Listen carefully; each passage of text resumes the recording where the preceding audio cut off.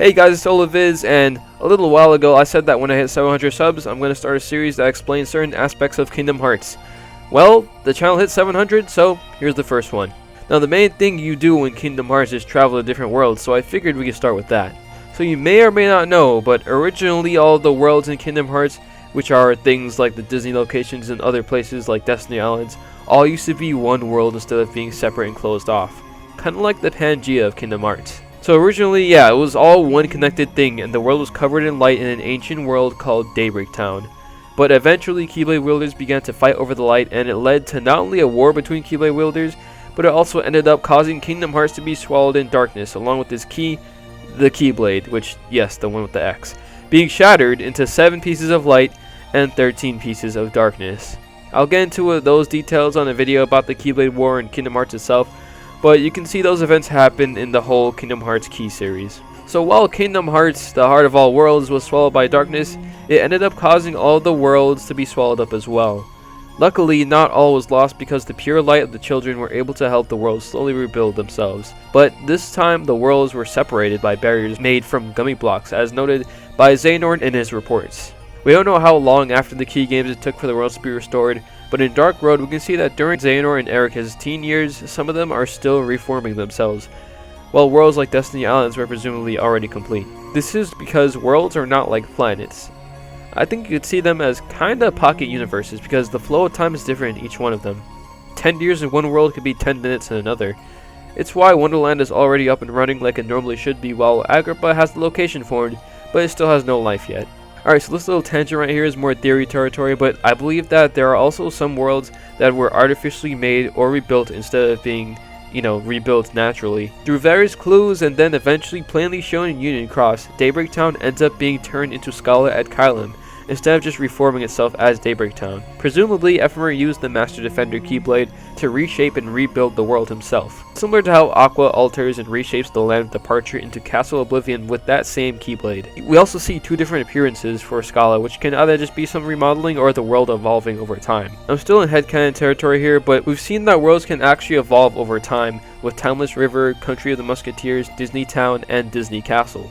Originally, the world is canonically black and white, but we see it become more normal when Mickey becomes a musketeer and then eventually becomes the king of Disney Castle.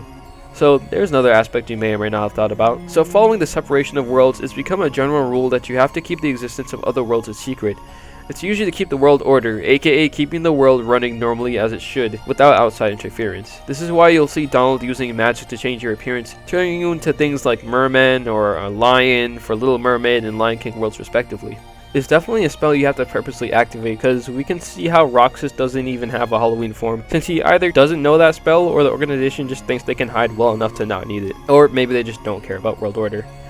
However, we know that people like Mickey and anyone who knows and aids him knows of the existence of other worlds. There's actually some Disney characters that know about it as well. An example of this is King Triton, who lectures Sora about meddling in the affairs of his world. And we also know that pretty much every Disney villain in Kingdom Hearts 1 knows about them too, since they are all in a league that holds meetings on Hollow Bastion. Speaking of Hollow Bastion, this is the world where Xehanort first found out that just like living beings, worlds themselves also have hearts. They're usually locked behind doors that have keyholes that not everyone can see, but if they are unlocked, it leads to darkness and Heartless being able to enter the world and break down the barriers. Usually throughout the earlier games, you're going around to different worlds with the goal of sealing and locking those keyholes back with the Keyblade, which causes the barriers to be rebuilt within the story. Oh, and also in case you were wondering, yes, the materials you use for the gummy ship are the same ones that form the natural barriers around the world. They're a firm substance, but they're able to combine with other gummy pieces. So the last thing I want to talk about for this video is a special world called Traverse Town. We don't know if someone made this place or if the universe kind of just willed it into existence.